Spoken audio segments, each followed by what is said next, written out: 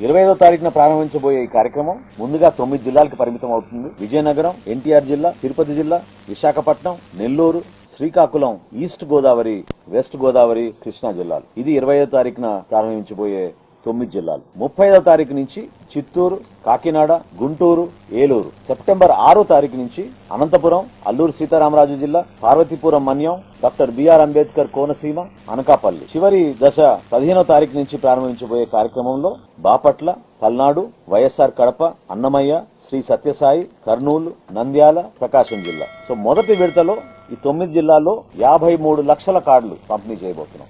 రెండో విడతలో 23,70,000 కార్డులు పంపిణీ చేయబోతున్నాం.